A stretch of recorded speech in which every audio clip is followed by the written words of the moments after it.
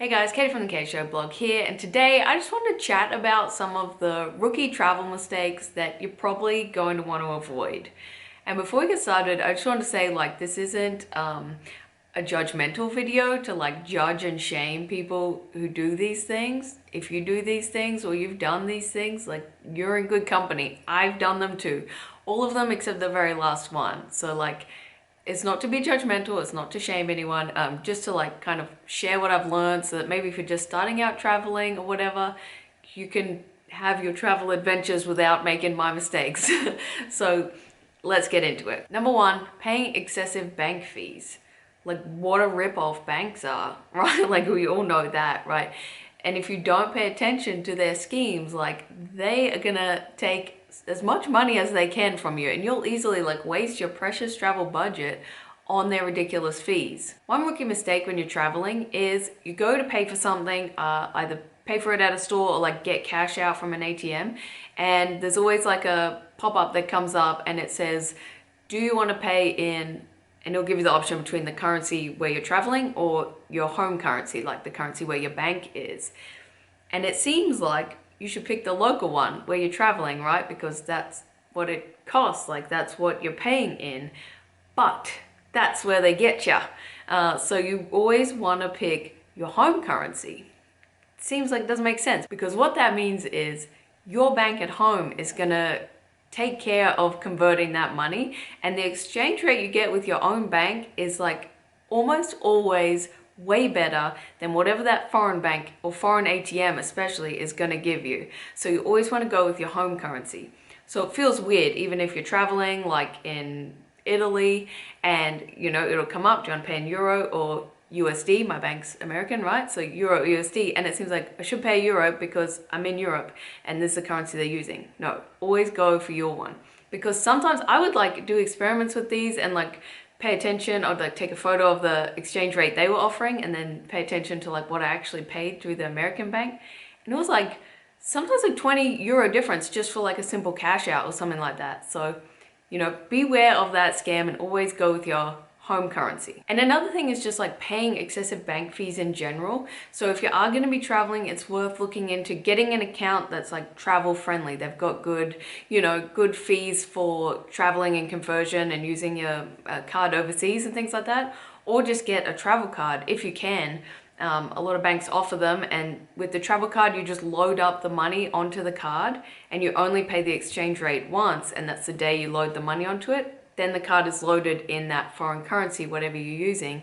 And so when you're traveling, you're using it like a debit card or anything. It's already in that currency. It's not treated like a foreign card. But that can be cheaper as well, especially if you load it on a good day when the currency is as in your favor as it can be. So just doing a little bit of research so you don't just waste money excessively on bank fees is a good idea. Number two, overpacking. Obviously, right? I think everyone's done this. I've done this one so many times, and past me would never believe that future me would go on trips with just a backpack. That would just not be even plausible in my mind, I think. But overpacking, the thing why I think it's a mistake is because it just makes everything so much more complicated. It just makes everything complicated. There's more to carry, more decisions to make in your day-to-day, holiday, more to account for when you're leaving a hotel and moving to the next one. There's just more things you got to take into account, more laundry when you get home. There's just more complications. And so you can simplify that whole thing by just taking less. So you can just reduce all that clutter and complications by just taking less. It's also better for the environment, right? The lighter the plane is, the better for the environment, but that's probably pretty minimal if you're already on a plane that's dumping gas through the atmosphere as you fly across the world. But if you're not sure where to start with your overpacking, you want to pack less, I think a good rule is pack what you think you need in your overpacker mind, and then cut it in half straight away, because you're probably packing double what you need.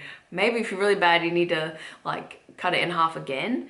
But I also think it's good to remember that overpacking is really just fear-based thinking, anxiety-based thinking. It's coming from a place of what if? What if I don't have this jacket? What if I have to have my photos and I'm wearing the same outfit every day? Like, what if I'm missing something? It's a fear or an anxiety.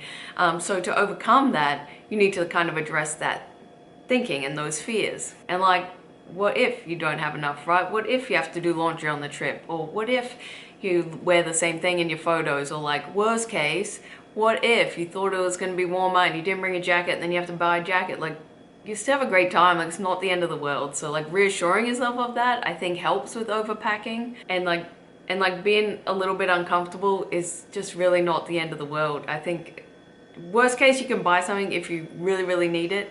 But I think it's more likely that you realize, oh, like I didn't truly need that, or like I can be uncomfortable for a day and it won't be the end of the world. Number 3, planning way too much or way too little. Personally, like I don't really buy into extreme thinking on almost any topic, other than like professional wrestling is the greatest art form the world's ever seen. Aside from that, I don't really buy into like extreme thinking. So I don't think it's good to like plan everything right down to every minute. And I also don't think it's good to just plan nothing and wing the whole thing. Life's about balance. I'm a Libra, right? Always balancing. And if you plan too much and have such a rigid structure and there's no room for moving, you kind of create this like tunnel vision for your schedule, and that's all you know. And you can miss so many opportunities along the way to like just experience things that you don't know about yet, you know, and you might find out from talking to people there or just seeing things while you're there. And you can miss things that aren't in those like generic guidebooks that you're reading. Like, you can miss a lot. On the other hand, if you don't plan anything, you've just left it in the hands of fate. You leave yourself open to like a lot of stupid mistakes that would have been non-existent with a quick Google search. So like anyone that's ever got caught at an airport without the visa they need or whatever entry requirements, like zero sympathy for you. That's a basic Google search and that's 100% on you. So it's like you can, if you just do a little bit of research and preparation, you can avoid those stupid mistakes. And also if you do no research, like you can just miss some of the things that that place might have to offer you as a tourist, and you're just missing out for such a silly reason, like of not looking into anything. And of course, if you're going anywhere I've been, I hope that my guides that I write help you a little with the planning side and getting prepared for visiting that place. And then I hope the rest of the way, like your own sense of adventure can take you wherever that place is going to take you. And in case you didn't know, I do have a travel blog that I write detailed guides, I write more tips and all sorts of things like that. So I'll leave the link in the description below if you want to check that out. And if you want to check out my latest cool piece of travel work, I also have a book which is called Your Vacation, My Office, and it's a series of profiles of people who work and travel around the world. So you might want to pick that up because it's a cool read if you're already into travel. You can hear like what it's like to work with your office as the pyramids of Giza, or like what it's like to work in the Colosseum or a luxury hotel. So it's a really interesting read. I know I'm biased, but I'm going to leave a link in the description if you want to pick up a copy and support my little creative entrepreneur project. So number 4, buying every cheap souvenir. You know those little knickknacks that end up collecting dust and really serve no great purpose? Yeah, those. And let's be real, like most of the time, they're made in China or Taiwan or something anyway. They're not like authentic to that place. Now I do think souvenirs are really cool, and I do get stuff every place I travel to, right? To, you know, have my own souvenirs, like a selfish reason, and also try and support local businesses along the way.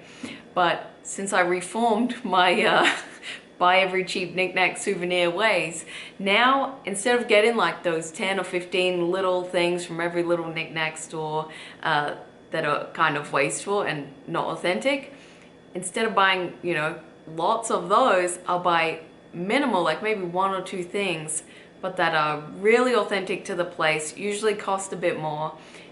So it's like a quality over quantity approach.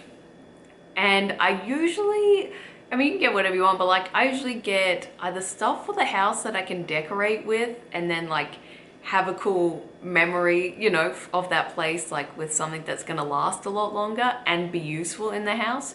or like something I can consume, like a food or a skincare or something like that. And so like right now I'm looking at, I have like 2 big papyrus art pieces on the wall from Egypt, and like, you know, they weren't like the cheap knickknack stuff that you get from every like hassler on the street trying to sell you stuff.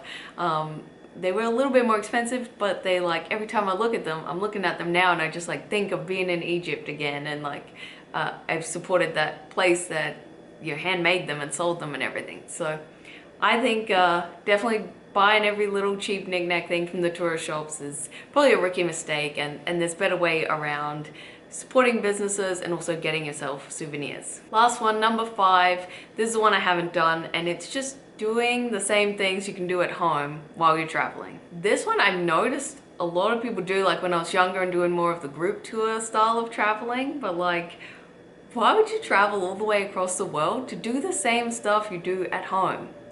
I don't get it. Like going out and drinking all night and sleeping all day, or like even just sticking to only things, like the same type of things you do at home, with no openness to experiencing like whatever this place has to offer you and the uniqueness of that. It just seems like a rookie travel mistake. You're still staying very safe, very insulated, and very protected in your comfort zone, you know? Why not experience like something different that place has to offer? Like, why not learn something about that place or its history, or why not speak to some locals who are sober? There's just so much opportunity when you're traveling. So you know, it just seems like a waste to give up that opportunity of what travel can bring you just to do what you do at home. And I definitely don't think that travel has to be this deep, transformative experience. Like, it can just be a relaxing break from work, a time to get away from like the stress of regular life, right? So it doesn't have to be like in search of all these other cultures and things like that. But it's like, I just think if I was going to eat all the same foods I could eat at home, why not just stay at home and not go to work? Like, if I was going to do all the same things I can do at home, why not just save it and like, you know, not put all that effort into traveling? Is it just for the Instagram pics? I don't know. I don't get it. That's not my thing. But that's like the last one I would think is a rookie travel mistake. What are yours? Do you have any others to add? Do you disagree with any of these? Whatever it is, I'd love to chat with you, so just leave it in the comments below. Don't forget to subscribe if you haven't already. Seems like a little thing, but really helps the channel. So I'd love to see you hit that subscribe button. And then if you like the video, don't forget to tell YouTube you like the video by hitting the thumbs up so they know to share it with other travel lovers. Other than that, me and my book will see you next time. Bye!